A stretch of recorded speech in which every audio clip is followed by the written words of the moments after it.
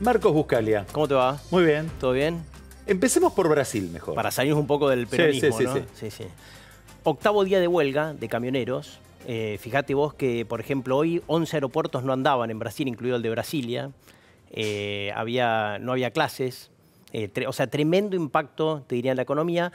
Parece que hubo un principio de acuerdo, ¿sí?, entre el gobierno y los camioneros, pero seguían todavía los cortes porque básicamente 40% de los camioneros que son independientes todavía no habían adherido al acuerdo. Ahora, interesante, ¿por qué ocurre esto? Fíjate que desde el año pasado Petrobras empieza a ajustar el precio de la nafta y el gasoil de acuerdo a precio internacional, no sé a qué te suena eso, y aumenta 56%. ¿Sí? Entonces se genera este problema, digamos, de protestas. En el medio Petrobras dice, bueno, voy a bajar un poquito el precio. Con el único impacto que tuvo es que la acción de Petrobras se destruyó porque el inversor dijo, vamos, nosotros no queremos subsidiar a los camioneros, en todo caso que lo haga el gobierno. Y ahora el gobierno lo que dijo es, bueno, voy a por 60 días bajar el precio del gasoil, ¿sí?, por 46 centavos de real, básicamente, estaba en 2.30, 2.40 el litro de gasoil, y eso parecería que da a un principio de acuerdo. ¿Cuánto de esto tiene que ver con un fenómeno que me parece que se está viendo muy poco en la Argentina? Y es el aumento del precio del petróleo. Bueno, fíjate que me parece tres cosas interesantes para sacar de esto, porque el primero es justamente esto. ¿No es esto un espejo que adelanta a julio? ¿Qué hizo el gobierno acá? Se juntó con las petroleras, dijo mayo y junio no aumenten, ¿sí? Los precios de la nafta en Argentina aumentaron desde julio del año pasado para acá más de un 30%, pero están comparados con el 56% de Brasil.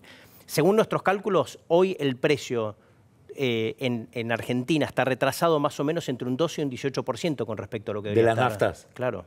Entonces, ¿qué va a pasar en julio? ¿Van a aumentar 12, 18%? ¿Cómo se va a tomar esto? Entonces, el primer tema es, esto no será un espejo que adelanta a problemas por venir con el tema del precio de la nafta acá en Argentina en julio.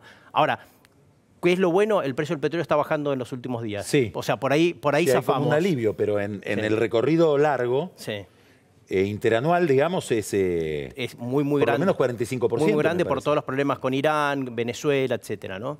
Segundo tema es, bueno, el real sigue bajo presión. Hoy se depreció más de 2%, está en 3,73 en el mercado mayorista. Y acordate vos que toda esta crisis cambiaria que tuvimos en Argentina empezó cuando acá se quiso mantener el tipo de cambio, el peso a 20,20, cuando el real se estaba yendo de 3,20, estaba depreciándose fuertemente, ¿eh? Entonces, esto sigue poniendo presión contra el real, porque además lo que muestra esto es que es la magnitud de la crisis política en Brasil. Acá los camioneros están pidiendo la intervención militar y el fin del gobierno de Temer, en un contexto donde además las elecciones vienen bastante... Bueno, hubo intervención militar en el manejo de los camiones. Sí, los camiones salían escoltados por vehículos militares. Y digamos, tercer tema es que al final nuestra industria está, digamos, interconectada con lo de Brasil. Tengo entendido, por ejemplo, la planta de Ford estaba parada en Argentina estos días por falta de insumos de Brasil. Y no debe ser la única, es decir, tiene también un impacto en producción de corto plazo.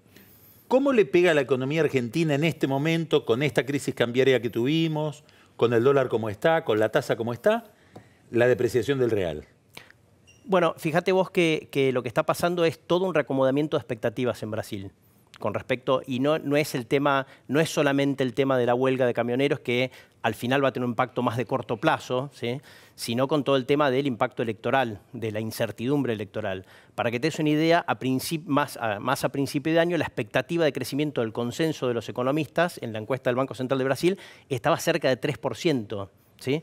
Hoy, el último dato de hoy a la mañana, 2,37%. Es decir, viene bajando y yo creo que va a seguir bajando después del impacto y de lo que está ocurriendo en las encuestas con el candidato básicamente que le gusta al mercado, Almin, que está muy estancado en las encuestas, digamos. Entonces, todo esto tiene un impacto en la expectativa de crecimiento en Brasil, tiene un impacto en el real y, por lo tanto, obviamente, un impacto en la economía argentina, ¿no? ¿De qué tipo?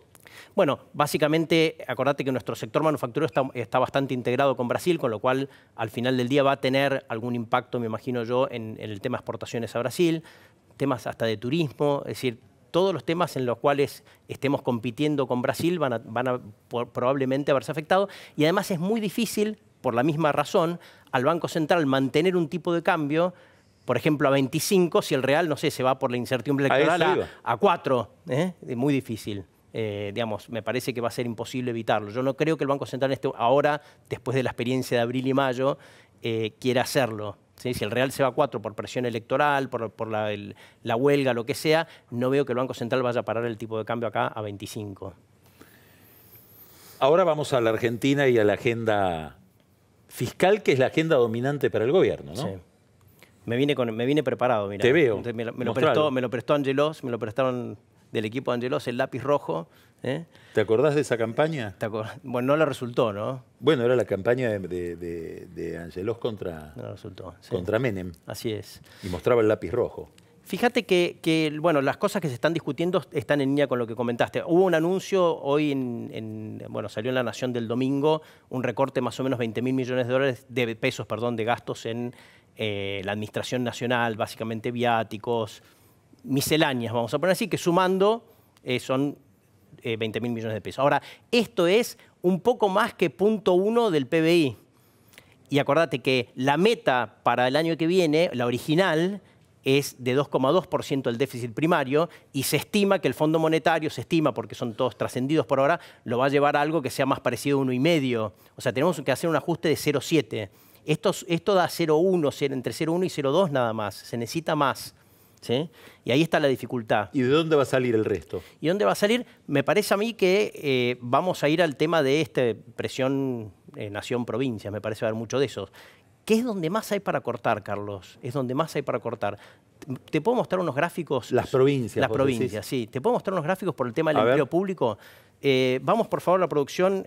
Mostramos primero el gráfico de barras. Un gráfico de barras que tenemos para mostrar primero el tema, unos datos del BID. No, este no es. El otro gráfico de barras.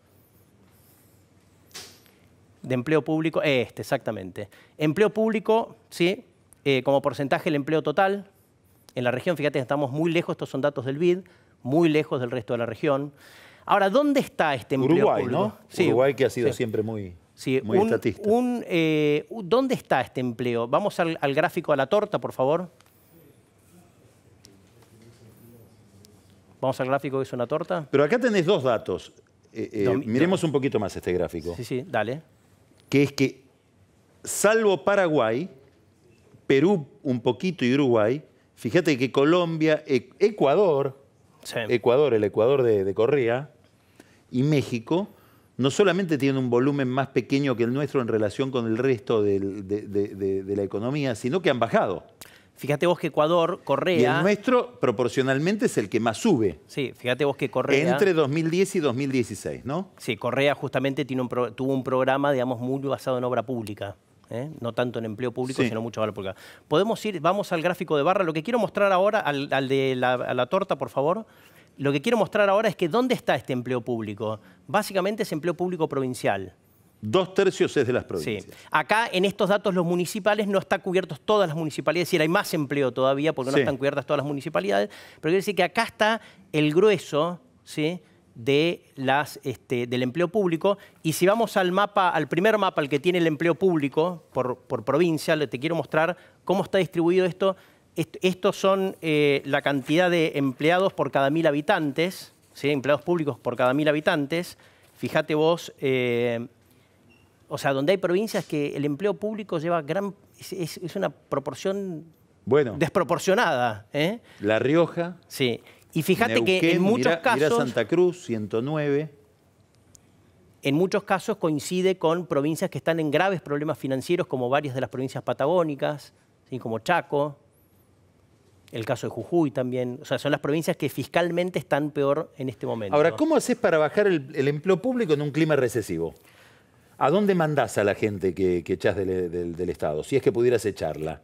Bueno, podés ajustar también el tema de salario relativo, digamos, ¿no? En el sentido de decir, bueno, puedo decir, si no quiero echar gente, puedo decir que los aumentos sean menores. Me parece que también esa es otra alternativa. No es la más eficiente generalmente, pero lo que claramente esto es insostenible. Ahora, la pregunta siempre es cómo puede forzar el Poder Ejecutivo Nacional a las provincias a hacer esto cuando ya hay un acuerdo fiscal. Me parece que esto va a dar lugar a mucha disputa. Yo creo que el Gobierno Nacional tiene algunas cartas, pero siempre van a ser cartas... Bueno, por ejemplo, te cuento una que me parece que no está en el debate, que es...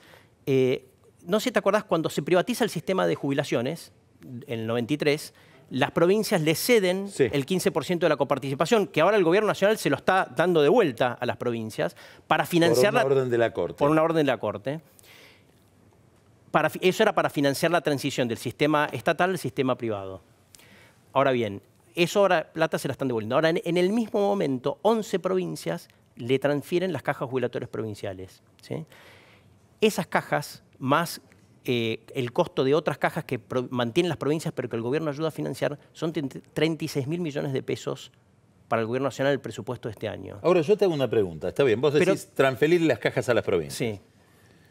Ahora yo te introduzco una variable que es elemental, que es la política. ¿Puede Macri hacer eso con esta situación de poder?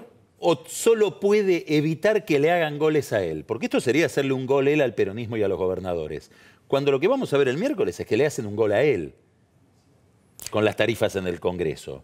Digamos, no, me parece que pensar el problema fiscal con independencia del poder político que tiene el gobierno nacional es como pensar una cuestión teórica de pizarrón sin... Como aquello de Garrincha, ¿no? Claro, cuando si no... decían, el director técnico decía, bueno, y jugaban contra los rusos, ¿no? Claro. Y vos, Garrincha, le pasás y hacemos el gol, dice. Claro. Y Garrincha dice, ¿y le avisaron a los rusos? Sí. Está bien. ¿El peronismo va a dejar que suceda esto que vos decís? Está bien, pero digo, si no tenés ninguna carta de negociación, obviamente te van a hacer goles. Si no tenés nadie, si no tenés ningún atacante... Es que me parece que hoy el peronismo entró muy en la ofensiva, ¿no? Es lo que estamos viendo el miércoles. Claro. Por eso Macri está preocupado y dice lo que dice hoy en el discurso... Pero mirá, por ejemplo, lo que fue, yo creo, un error de cuando se reformuló todo el fondo del conurbano. Hubieran dejado que vaya a la Corte y gane la provincia de Buenos Aires. En cambio, eso hicieron todo el cambio en la fórmula jubilatoria sin guardarse nada de plata. ¿Vos crees que en la Corte, en esta Corte tan ligada al peronismo, que tiene un pacto con el Senado, que depende del Senado de Pichetto para que no le hagan juicio político, va a permitir que la provincia de Buenos Aires gane la pelea por el conurbano? Y bueno, si no tenés carta. Entonces lo que hay que esperar es lo que decís vos, básicamente que le digan, bueno, entonces que la provincia de Buenos Aires se haga cargo de AISA. O sea, si realmente no están dispuestos a jugar ninguna carta ofensiva, me parece que lo único que no queda... No es que no estén dispuestos, me parece que hay que hacer un rebalance del monto de poder que tiene cada uno. Porque estamos hablando de temas fiscales. Claro. Que básicamente cuando hablas de temas fiscales son poder y votos. Claro. En un contexto, como vos remarcaste, creo que el lunes pasado, donde las provincias, la mayoría de las provincias, ya están en una situación de equilibrio fiscal y tienen mucho más recursos justamente por tener la devolución del 15% de la coparticipación. No tenés cómo agarrarlos. Es difícil. Entonces, en ese contexto, me parece que lo que vamos a ver es un ajuste vía, como decís vos, AISA, obra pública, donde lamentablemente es el gobierno nacional que termina ajustando y la provincia de Buenos Aires. Marcos, muchas gracias. Hasta el lunes y buena semana. Un corte y Pancho Olivera que nos lleva a otra zona de la realidad. El mundial y la política y el eterno tema cuando se cruza fútbol y política, la barra brava. Ya venimos con Pancho Olivera y después una gran función whisky de Carola Gil que nos van a traer novedades de política y real estate. Ya volvemos.